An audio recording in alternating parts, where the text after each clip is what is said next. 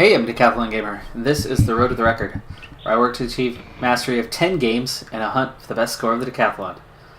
If you like what you see, remember to hit that like button. If you want to see more, hit subscribe. Let the games begin. This is Draft Day Sports College Basketball. It is episode 4 here in the new series, and my Olympic Decathlon rings are in a must-win game, and we have not won a single road game in conference all season. But if we get one now, we have a chance at survival in conference. I have a promotion relegation league set up. We're in the 6th tier, so just outside of what would be considered the Big Five. And with just 3 wins in conference and an 8-13 overall record, we're playing at Vanderbilt, who are 13-8. But they're struggling also. They only have, 4 wins in conference? Maybe 5? So they have struggled in conference. They are way higher in the RPI than I am. But right now, with 3 minutes left to play in the first half, we lead this game 40-27. We have had a fantastic game so far with just 1 turnover committed to their 6 right now, and we are shooting 54% from the field at 12 of 14, now 14 of 16 from the charity stripe. Continue to get the job done, stretch the lead to 18 now with a 45-27 lead with 2 minutes to go here in the half.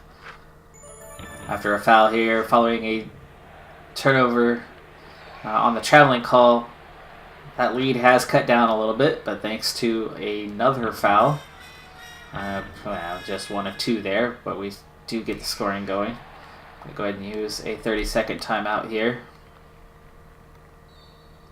After the dead ball. Another foul puts them at the line. It cuts the lead to 14 with less than a minute to go here in the half. Traveling call there. 41 seconds, we get the ball back. Nice shot. Another foul. Every possession has been a foul since we've gone live for them. They've been to the free throw line over and over and over and over again. And they cut the lead to 10 as we get ready to start the second half. So 46-36 is the halftime score. Not the end of the half that I was looking for, though, as that lead was cut drastically. Mel Porter leading our scoring and equal with their best player with 11 points on 4 of 5 shooting, but he has not done anything else that's statistically significant to contribute to the team. Kerry Fry, our replacement over our injured shooting guard, who broke his leg. The really good player who went down, which has made me really nervous about the end of the season, actually doing pretty decent. He's got 8 points and 3 assists himself. Chambers, only 3 points, but he does have 5 assists, and we add a couple of free throws there to put the lead at 11 right now, as we're still early in the second half. Moving the ball well there, draw the foul, and we get both free throws. They come right back down to the other end and score. Miss their offensive rebound. Another miss. This time we grab the board and go down to the other end and draw a foul. No shot that time, but after the inbound, we get the jumper mid-range from the free throw line. And we put them on the free throw line. It's 52-40, a 12-point lead here. So things going well so far in the second half. Another foul. That's a lot of fouls already in the half. Fouls are 5-2 in our advantage, and there's still 16 minutes to go. We're just 2 fouls away from the first bonus and going to 1-1s. Timeout. I don't know if that's a media timeout. Looks like it is. Okay, that must have been after we lost possession. Not sure how. Rebounds are level at 19. Turnovers are +5. That's definitely helping us out. Field goal percentage has dropped to 50% in this game, so we are not shooting the ball as well as we were earlier. And the lead is down to 6. Okay, a foul here. I'm going to go ahead and use a 30 as momentum is very much heading Vanderbilt's way. So let's see if we can't build a little momentum. He only goes 1 of 2. Looked like we had the rebound, the offensive rebound, but they quickly end up with the ball. And we get called for a foul. So we are on the 1-and-1 now. They've had 8 fouls already. 9-point lead, now back to 11. So after losing that lead a bit and having it thinned out, we've built it back to about where it was at the half. Another dead ball here. That was a turnover. Draw the foul. There's also a timeout. Let's see, 59-48. Missing both free throws. Both teams struggling here. Neither team having any momentum right now. But that foul is our 6th, but apparently it was a shooting foul.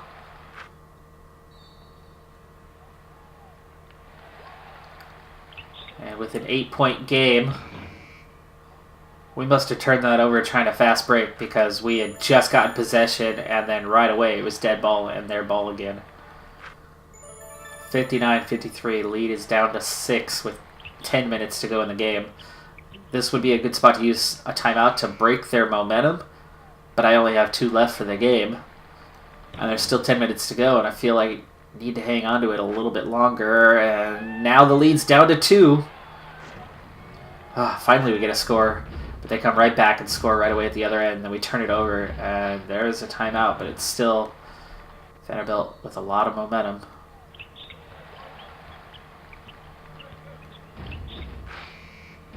Okay, we draw the foul on that one, and Crosby, chance for an and one on this. And he misses the shot. We're missing our free throws right now. We had such a good free throw percentage, but it's really dropped.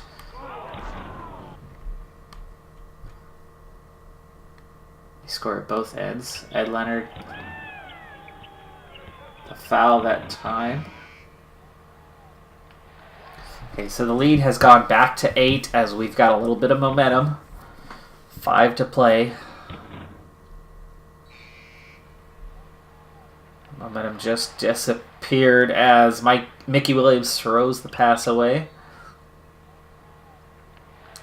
Foul at the other end. And both teams in the double bonus the rest of the way. 5 minutes to play. That's a long time.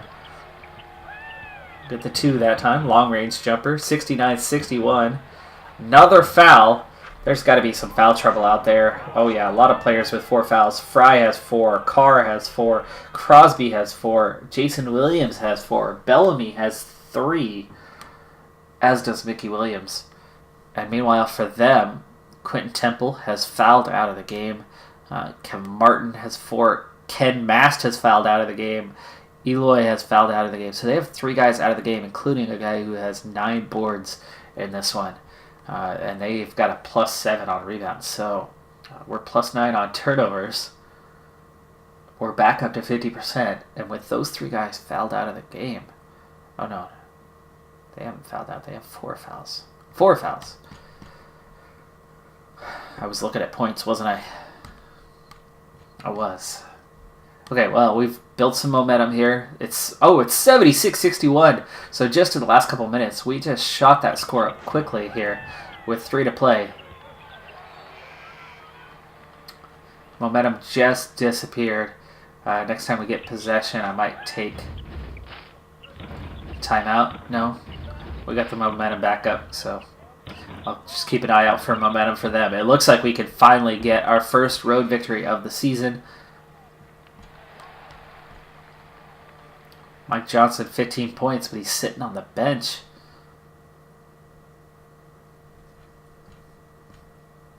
Jason Williams has 16 points of his own. 2 to play. A lot of bricks at the moment, and it's 80-63. Minute to play. This game's over. We've won it. We've got to win. This was the signature win of the season. Absolutely. This is our defining win here, and the final score is 83-66.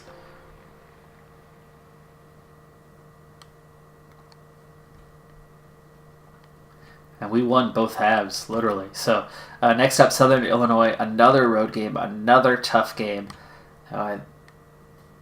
If we have any hopes, we need to get some road wins, but we did. We finally got our road win. So at 4-7 now, there is some hope that we can avoid relegation this season before bringing in players of my own making and my own recruiting to start building this team and getting somewhere. I'd certainly hoped to be able to stay afloat. I had zero expectation of promotion this season based on our prestige, based on everything that I was starting with.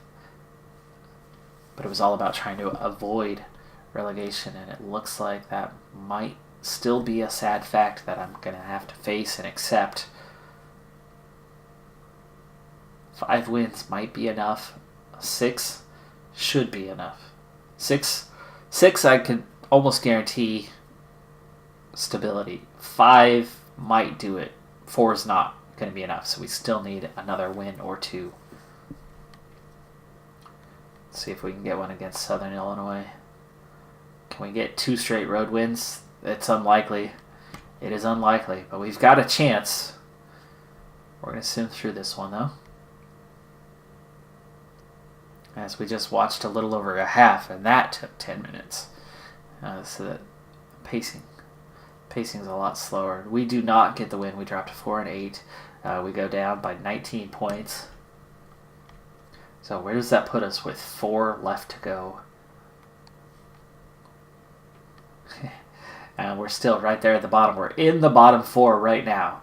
1 win would put us, well, we'd still be in kind of a tie for that. Boise State next. They're only 5-7 in conference now. Their RPI is still quite high, 91. And there's only 2 teams, us and South Carolina, that are way, way out of it, and then St. Joe's that are well down in the RPI. So there is a lot of quality in this division. That's the main reason why wins have been so hard. But we're at home for this next game. And Boise State 1-9 on the road. 1-9 on the road. Oh, please, oh, please, oh, please. This would be a massive win if we can beat Boise State in the upcoming game.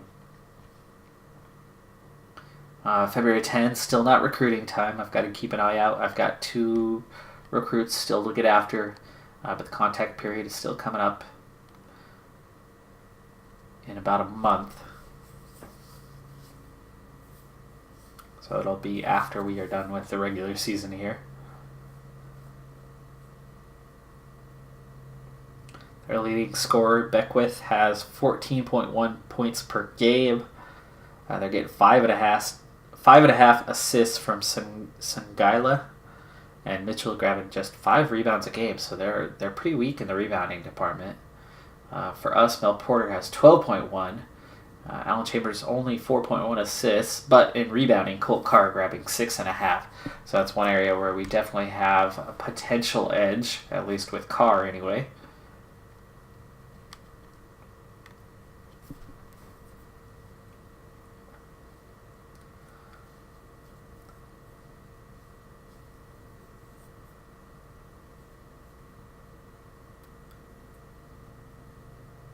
With this Boise State game coming up, I would have definitely made them the favorite ahead of time.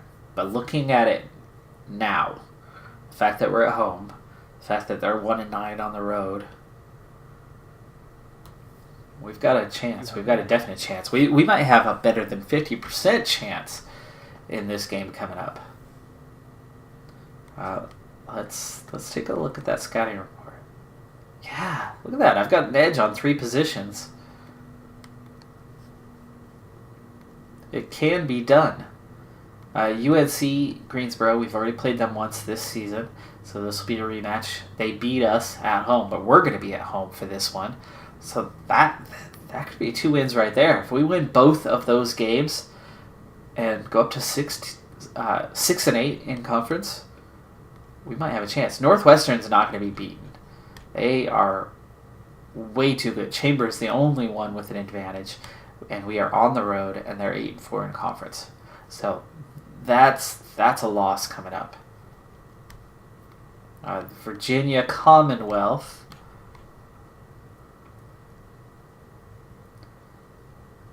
They've got the edge,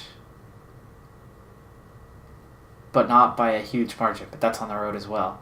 So these next 2 games, if we're going to survive, it's going to be from these next 2 games. And I think 6-10 would be enough. I hope. If we only get one of the 2 games, though, I think we might be going down. And if we lose both of them, we're already in the bottom 4. So we are already there. We're already down.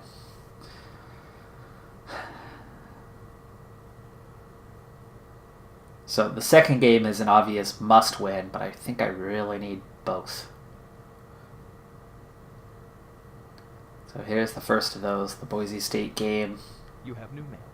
And it's a loss. It is a loss. They beat us by 10. We had a halftime lead, too. Not by much. Points in the paint were level. Second chance points hurt us.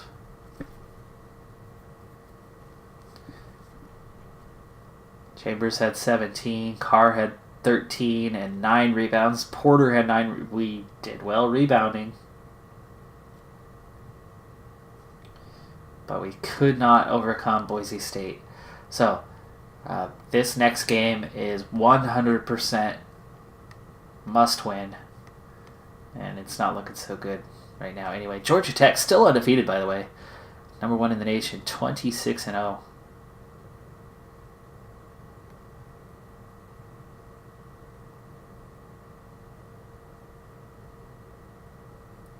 So, the rematch, UNC Greensboro, and we barely lost on the road to them, by the way. And there's another injury, Otis Ward. He's the 10th man on the depth chart as of now with Ross and Henderson out, but Otis Ward has picked up a sore calf as well. So, injuries just keep mounting for us. The loss of Brandon Ross has certainly hurt, and it definitely could have cost us a game somewhere since he went down. And at this point, one game might be all there is in it unless we lose this one as well. But if we win this one and go down by 1 game, you could almost point to that injury to be enough, right?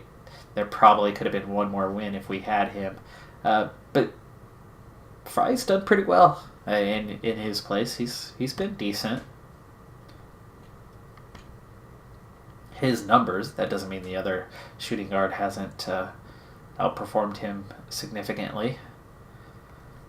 Nothing to watch here, though. I really would like to get into the off-season, finish up our first season worth of recruiting, and kind of show how that wraps over and looks into next year. So, moment of truth. If we lose, guaranteed demotion. If we win, small chance of survival. And we got the win. Our 10th of the year, probably our final win of the year. 5-9 overall. If we can steal one of the final 2 games, and that's a close one, 3-point victory, 74-71, and a second half comeback to get it. Nice job in the paint. We never had much of a lead. Second chance points, 21-2. That was a hard-fought victory and well-earned one. Carr had 14. He also had 8 boards. Mickey Williams had 15 and 7 boards. Chambers had 10. So a big game for the starters. John Cook, 9 points in just 6 minutes. Good outing off the bench for him. And now, now the moment of truth. Do we have some sort of chance of survival on 5 wins? Minimal chance. So bottom 4. One of these 4 teams right now is safe. But all it takes is 1 win from any of them to get out of that group. and leave the other 3 behind, which would make a bottom 4. So 1 win by South Carolina, Vanderbilt, UNC Greensboro, or us. Now we're 1-1 against them. We beat Vanderbilt. We beat South Carolina. Did we? Wait. Did we beat South Carolina or did we lose to them? Because we might have the edge over those teams. Ooh, we're about to play Virginia. And no, we lost. Okay, that was no, Virginia. South Carolina. We beat South Carolina. Okay, so we beat South Carolina. Yes. St. Joe's is at the bottom, so we already beat them. But we're 1-1 against UAB. Oh, not UAB. UNC. There we go. UNC Greensboro. 1-1. We split with them. We beat South Carolina.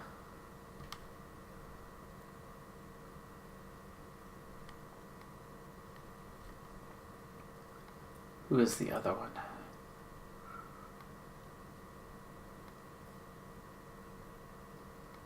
Georgia State 12-2. They are so good. Where are they ranked? They've got to be ranked. There they are.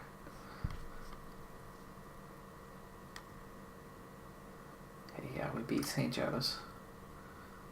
Wyoming's too far ahead. Okay, we beat South Carolina. We beat Vanderbilt. And the other one, we split. So, head-to-head, we've got the edge. But we've got 2 games that are both on the road against much, much better teams, and it's not looking likely that we'll win either. But if everybody loses their last 2 games, you would think we'd have the edge, right? The head-to-head match. That's got to serve as a tiebreaker, I would think. Julius Winland and Ed Leonard, same guys, having another loud argument.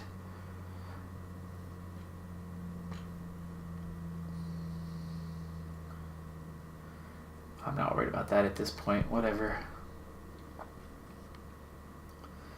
Now, if I can win one of these final 2 games, that would definitely do it. Well, we would think. We'll have to see that schedule each day and see where those teams are at. This is scary close. I would think right now, in that 4-way tie, we've got the tiebreaker over all 3. The head-to-head record.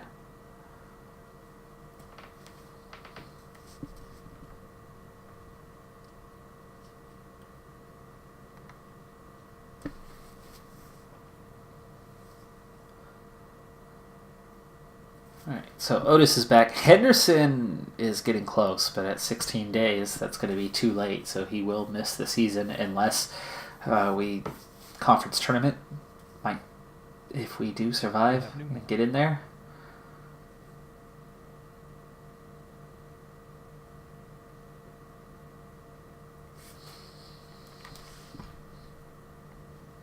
Georgia Tech, first loss. So they don't manage to go undefeated. Ooh, another, and it's the same guys. Winland, here's what we're going to do. Winland is not any good. And he is a walk-on anyway. Points per game is 0.4. Rebounds per game is 0.2.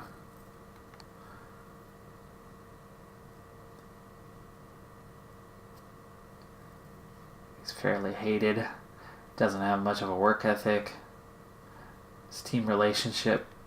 But he's been in almost every incident all year long. He's only even appeared in 5 games.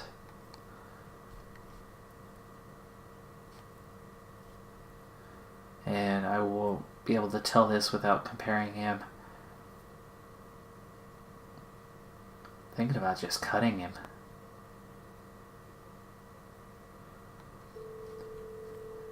Though I suppose he's never been suspended.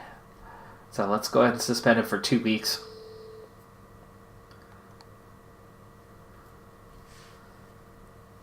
There you go. He accepted it.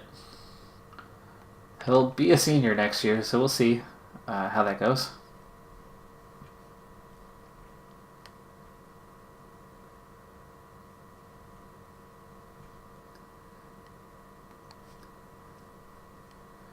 I feel like I'm gonna have to steal one of these games to survive.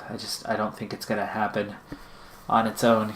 I don't think that all 4 of the teams are gonna go winless in this final week of the season.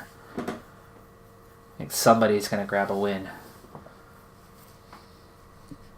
and somebody is gonna grab. Well, if it's St. Joe's, oh no, wait, it's not UAB. Let's see.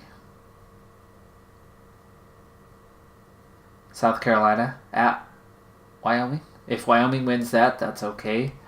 North Carolina, Northwestern, and not everybody plays today. So these 2 are the ones we need. And I have an injured player. How do I have an injured player?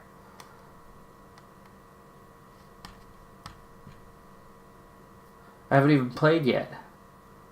In warm-ups?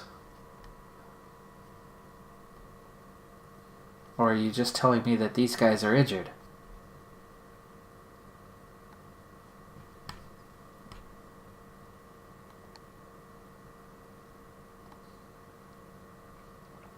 Is that because of the suspension? What's going on here?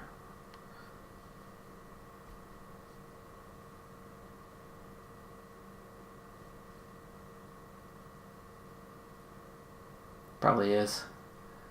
Just didn't know how to deal with it. Let's go with sub-rotation and... Well, he shouldn't have had any minutes.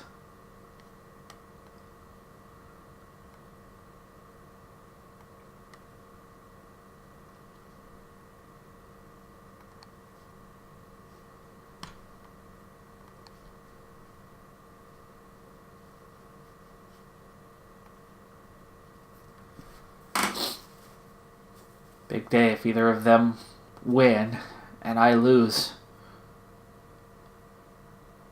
Season's done. Virginia's got a man scoring 23 a game. He's going to absolutely tear into my defense. Oh, but we won! We won the game! We won the game! 85-71. We just beat Virginia. Have we saved our season? What a second half. An 11-point victory in the second half to win by 14. Porter with a plus 26. Chambers with a plus 24. Porter only had 3 points in the game, but he grabbed 6 rebounds and worked so hard. Had to have been defensive end. Colt Carr with 14. Alan Chambers with 16. Carr, player of the game. He had 9 rebounds. He had 8 blocks. Whoa, what a beast. What a performance. Oh my goodness. He almost had a triple-double with the blocks category being one of those stats. Oh, wow. Oh. We might have done it. South Carolina beat Wyoming. And... oh, no. Okay, UNC Greensboro lost.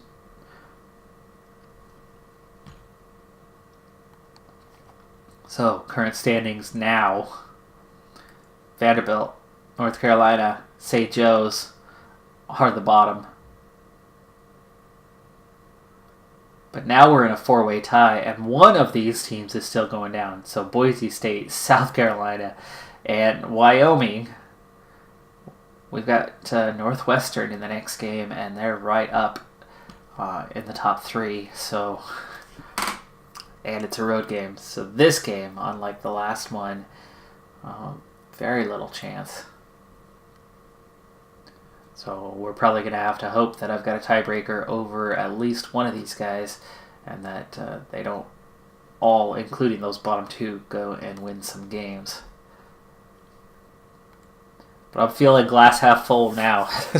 I'm feeling like we've got a chance of survival. I did not expect a whole another episode to wrap up this first season. But this is intense. I haven't had this kind of pressure of avoiding relegation in a long, long time.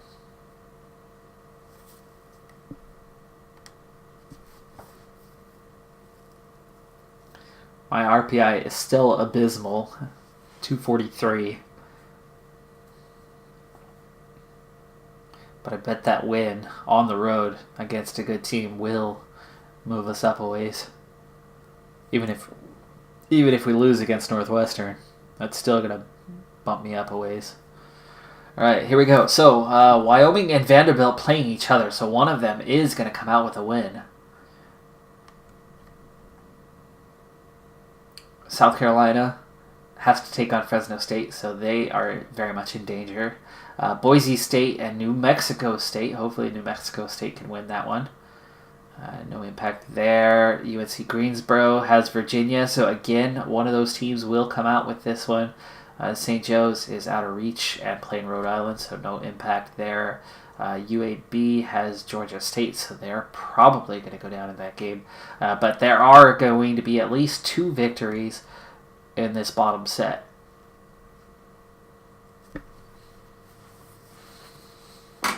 With 2 head-to-head matches for survival. And meanwhile, I've got an almost impossible to win game, and I'm going to have to rely on help around the league. Because there we go, 6-10. 6-10. How bad was it? We lose 81-65. Wyoming gets the win over Vanderbilt, so Vanderbilt will be relegated, I believe. South Carolina beat Fresno State. UNC lost. I think they're going down. St. Joe's lost, so that's 3 teams going down. UAB lost. This is scary because we're right there. I've got a 50-50 chance it's Boise State or myself. How did we do head-to-head?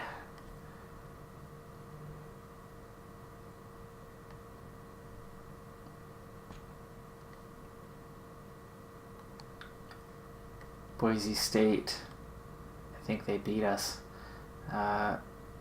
We did, and it was at home too. We lost at home to Boise State.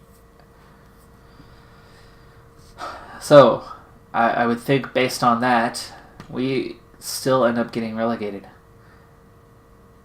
6-10 normally is not enough.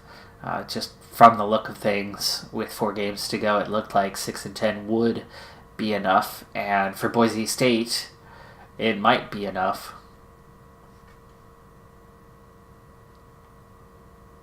They certainly have a higher RPI than we have, by a large margin, if that's a tiebreaker. I still don't know exactly how tiebreakers work. I figured out the promotion tiebreaker in 4th place, but not relegation, because I've only faced relegation once.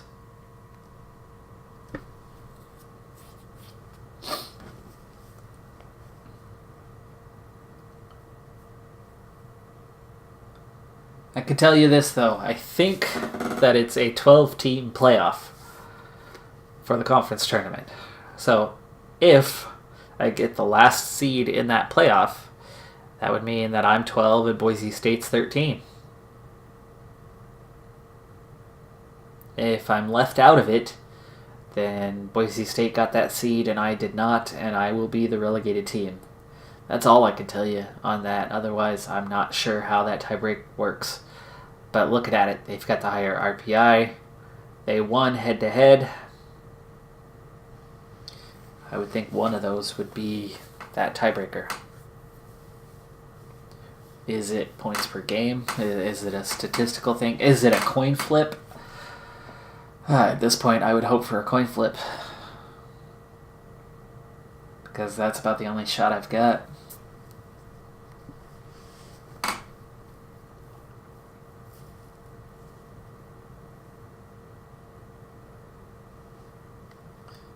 Okay, so it's still February. I've still got recruiting to go here. I've still got 3 players grabbed. So Ross, Henderson, it looks like they're going to be out even if we have conference tournament. Or Henderson might be able to play, just limited duty.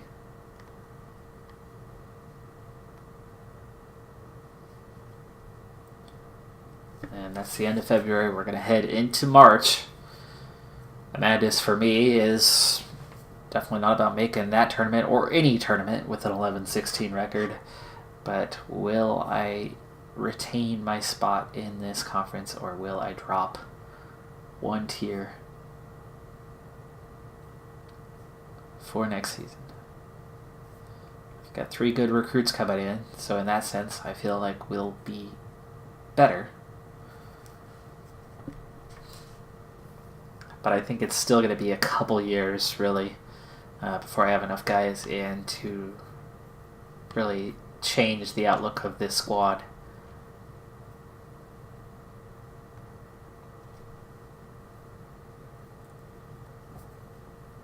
So I've still got the great unknown at this point on whether or not we'll be back or not. So I've got to hurry up and wait on that one.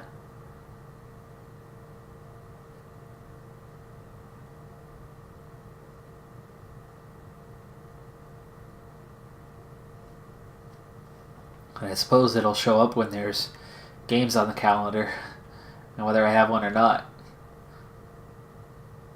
But I would think I would have gotten an email on a matchup of next opponent, and there's nothing. There's no next opponent, there's no email. And I should know, because we would be in the first round. Right? If we had a bye, we wouldn't know our next opponent yet. But we definitely wouldn't have a bye. We'd be the last seeded team. You have new and that's the end of the season.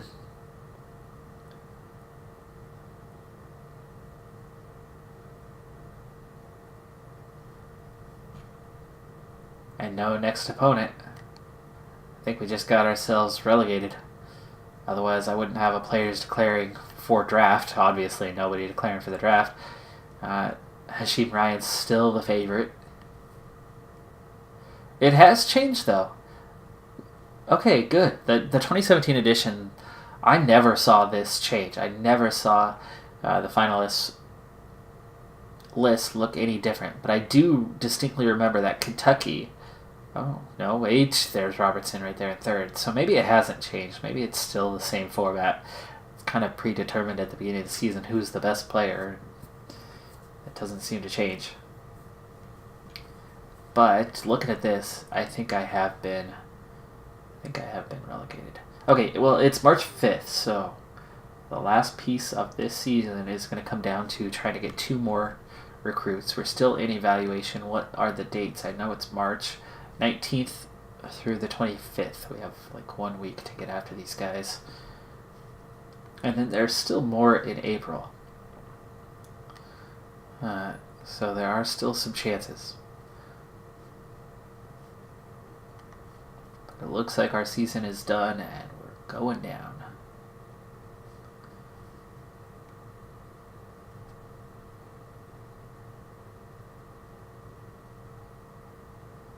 Yep, there it is. Boise State gets in. They've got Rhode Island. I mean, they're going to get blown out. But Boise State's in. I'm out. Goodbye, Conference F.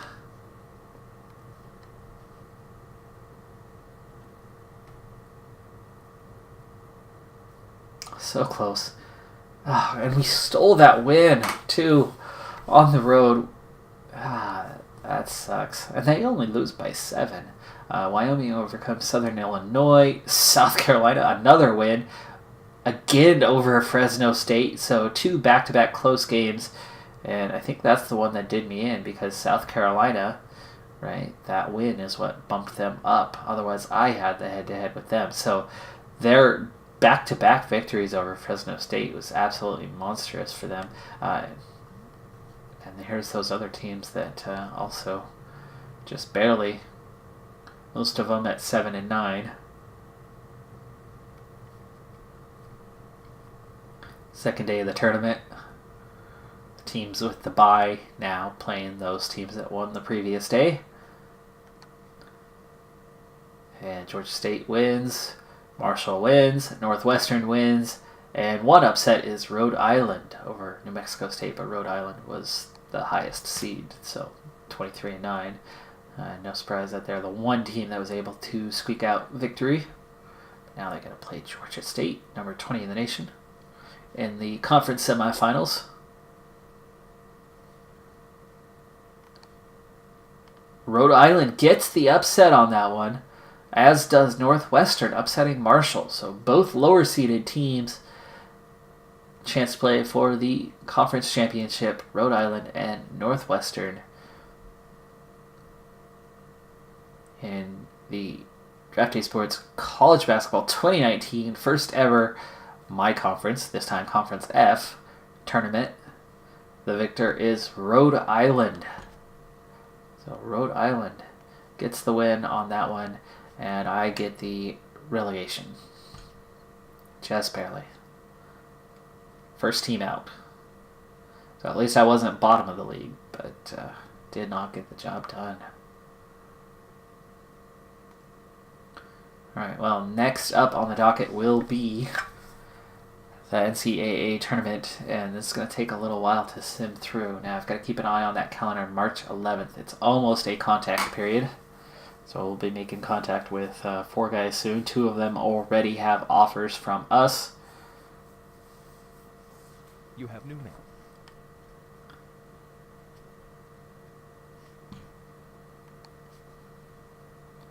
And, oh, there you go. Before I even get into it, Donnie Jefferson has chosen our school. So Donnie Jefferson just added to the list, rank 210, and the center. So now I've only got 1 guy left that I'm after and need. So just as I enter the week where I'm going to be able to go and visit him, he gives us his decision. So recruit players. And let's go ahead and take a look where we're at on this. We'll go player by player, so we'll go call list. My list is quite short at this point, and only one of them lacking. And Bradford. Okay, Bradford did not get an offer. Bradford does not qualify. So good thing I didn't go after Bradford. Is that correct? Is that our... Let's see.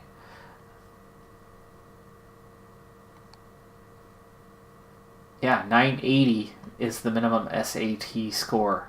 So Bradford does not qualify. It's a good thing I did not offer him because we would have lost him.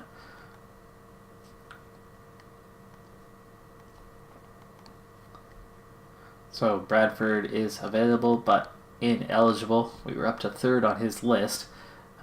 Paul Redden still with Wisconsin. And it looks like... Yes, he's got a letter of intent signed. His SAT score is plenty high to go to Wisconsin. And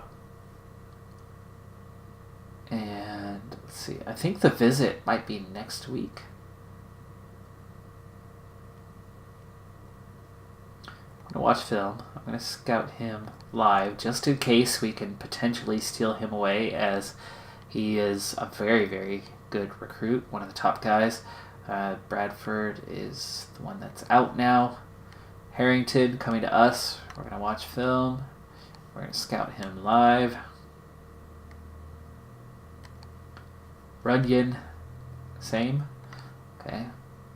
Get updates on all these guys. Jefferson now.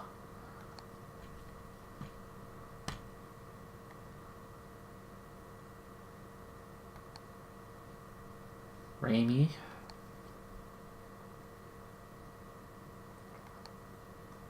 Okay, so Jordan does not have a scholarship offered, but let's watch film.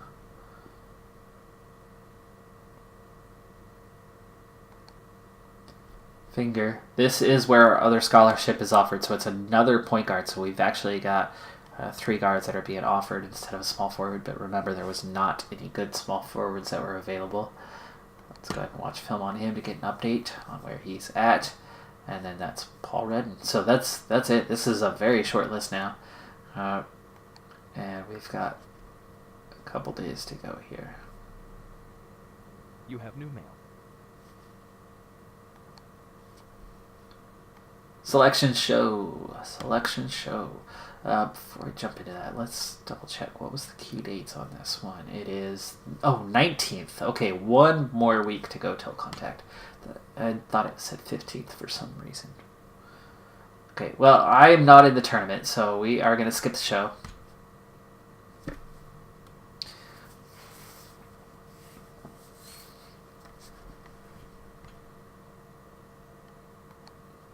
And the 19th still coming up, so we will... let's go day by day. Now that we're down to tournament stuff, and we can at least see how those from our now soon-to-be not our conference, Fresno State, Pepperdine, both make the tournament. But that's the play-in game. Fresno State, Pepperdine was not in our conference. What am I talking about? I think I did play them, though, actually. NIT appearance for New Mexico State and Wyoming in the CIT.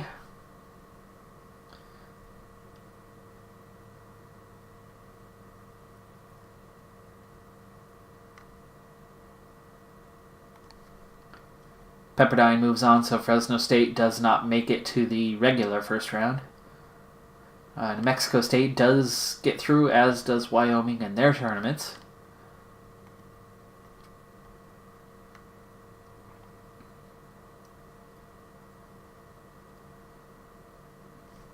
And now into the tournament proper. Northwestern is taking on the 6th seed Iowa.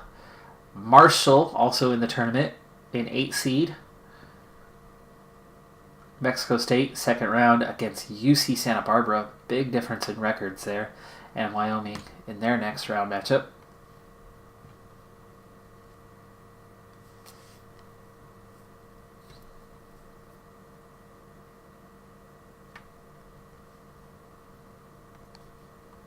Northwestern beat Iowa, who was number 10 ranked team in the nation. So big victory for them to move on. That's an 11 seed upset. You typically get one or two of those every tournament. Marshall goes down. Mexico State goes down. And so does Wyoming. So the only winner there was Northwestern. Next up, Georgia State takes on Arizona State. That's one of those upsets waiting to happen. But Georgia State is the 6th seed this time. Southern Illinois, 12th seed at Florida State. That'll be a difficult matchup. And Rhode Island, another 6th seed, taking on St. John's. So we got quite a few teams that got into the tournament.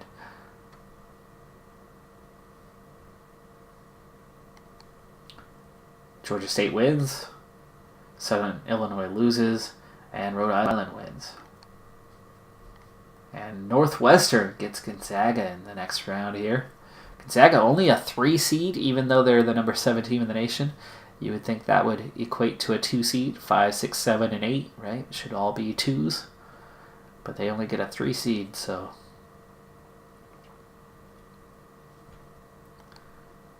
And Gonzaga wins by 20, so Northwestern out of the tournament now. Georgia State up next against Louisville, and Rhode Island gets Stanford, the Cardinal.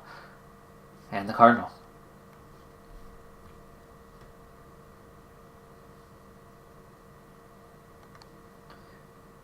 And both Cardinals get the victory. So both of our teams go down. Should be just about it. We are on to March 20th now. So this should be contact period. There you go. Contact period. I've got 12,000 left to spend. There's not much left to happen here. But let's go ahead and take a look at that call list and see what is left. I've got just 3 guys on the list that really need any visiting. And so I want to go visit this guy at Wisconsin. You never know. He's got a letter of intent, but I don't think you can change that. But let's try. We'll go academics and visit. I've got money to spend. I've never stolen anyone away from another school, but it's worth a shot. He's an A overall. Harrington's going for us. Runyon's going for us. Jefferson going for us. Didn't have to go for the visit. Ramey going for us. All right, so Chad Jordan does not have a scholarship offered, but just in case, as a fallback, we need to go for a visit. So he's from Phoenix. So facilities is probably the best thing to pitch him on.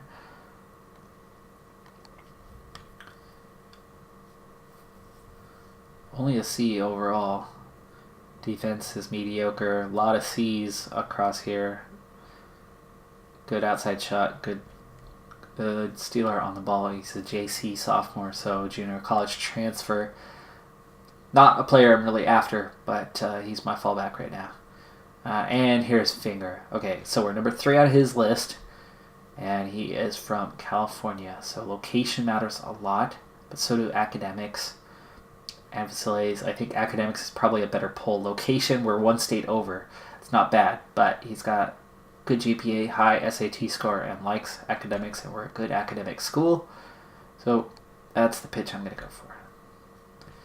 He's only a C overall, but he's a good scorer, a really good ball handler, good defense. I don't need him to be a shot blocker as a point guard, so that's okay. And he's got a good outside shot. Terrible free throw shooter, though, for a point guard. That sucks, but we've already got one guy in Ramey who is a really good scorer. This is the good defender, so I think they could kind of combine for that. Alright, well, we'll see. Maybe he'll sign with us this week. Let's get back to the tournament action, and we'll definitely go check that email. I don't think I have anyone left. It looks like we are out, so let's go to show tournaments, and we'll jump to the NCAA tournament. Looks like we're down to a Sweet 16 still.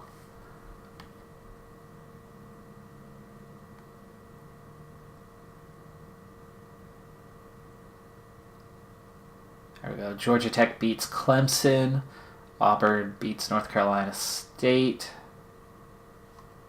Or just North Carolina. University of North Carolina. Oh, that was North Carolina State. Okay.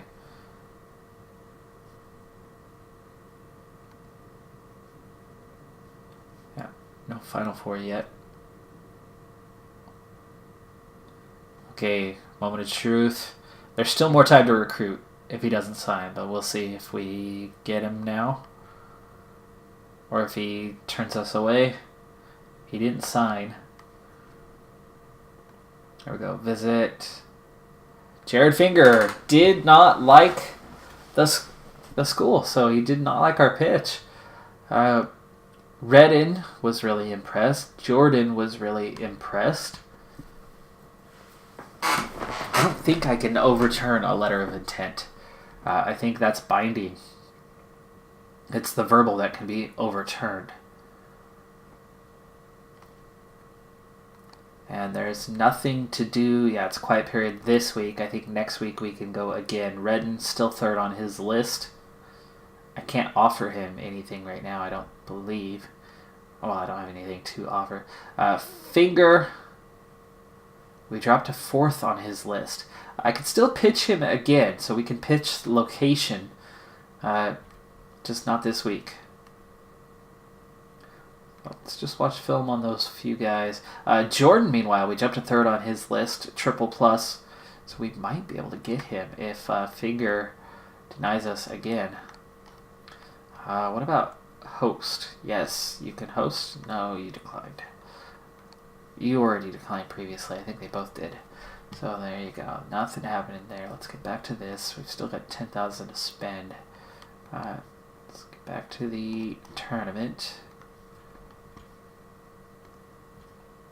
And the first Final Four matchup will be Georgia Tech and Gonzaga. And then Kentucky and Maryland. So Georgia Tech, their near perfect season continues. They rose through the rankings. And they get into the Final Four. Gonzaga, who was initially a top 4 team at the beginning of the season, but after a handful of losses early, dropped them down in the rankings a bit, make it into the Final Four, and they are joined by Maryland and Kentucky. So top 2 teams in the nation, still there, still in it.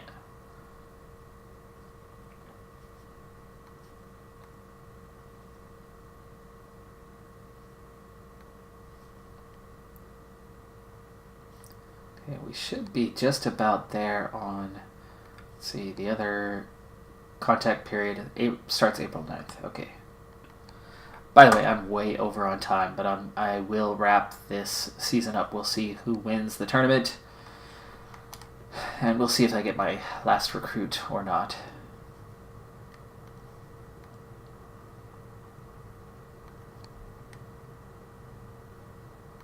Nope.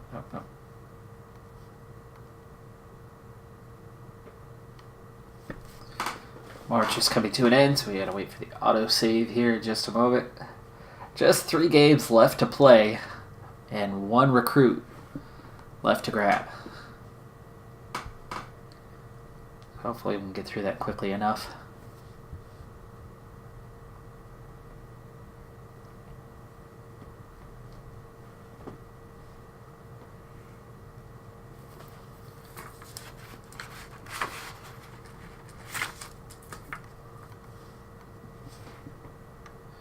All right, there we go. Final 4 matchups. Oh, so close. Gonzaga nearly overtaking Georgia Tech, 96-95. Kentucky pretty comfortable against Maryland, and the top 2 teams in the country in a rare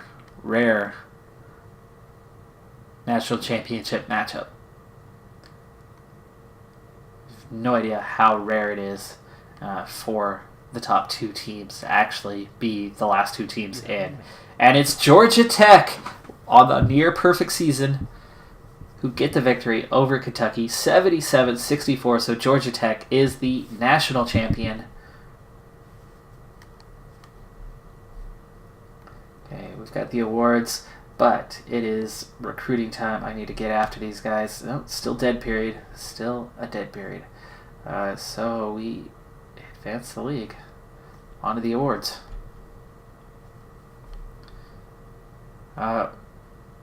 Okay, that's different. There's a recap now. I need to skip. I'm out of time here, so let's go straight into Conference F.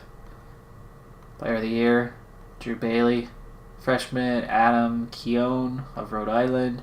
Drew Bailey. Defensive Player of the Year, Coach of the Year, David Cox. First team all-conference. I shouldn't have anyone in any of these. We had a bad year. And second team.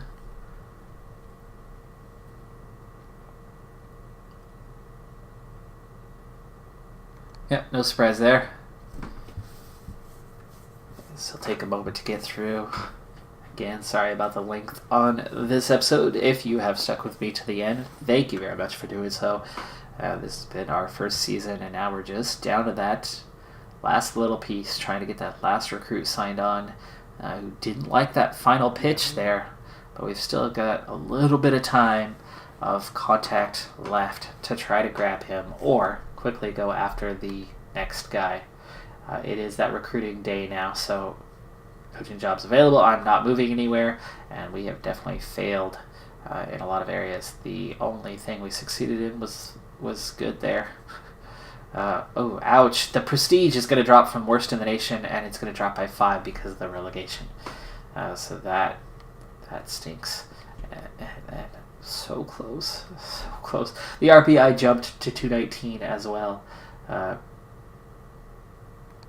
It is what it is, though. So, recruiting, contact. Let's get in there and see how we're looking. Still triple plus on both of these guys. And Jordan suddenly looking better because he's an A on steals. Not a good ball handler. I like the ball handling and the defense. Redden, not likely to be going anywhere, but let's try. Like I said, I think the letter of intent is a lockout. It's a guarantee. Facilities, and you did like us. Watch film again just in case. And this is our last chance to pitch. If this one doesn't work, I will revoke his scholarship and give it to Jordan. He did not like the academics pitch, So we'll go for the location pitch.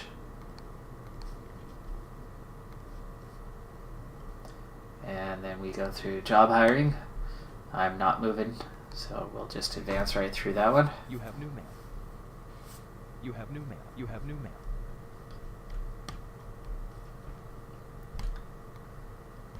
Okay, Redden went well. Jordan went well. Finger. This time it went well, and he signs a letter of intent, as does Jefferson. So we got our 5 guys, and we've got 5 pretty dang good guys. Finger, the only one who's a bit further down on the rankings. So that helped so much. That's going to do it for this episode. We're going to see a new crop of players coming in for next season. Players of my own. We'll see what kind of impact they can have going forward, as we're going to have to play down a league next year in Conference G. But thanks for tuning in, and tune in next week. Bye for now.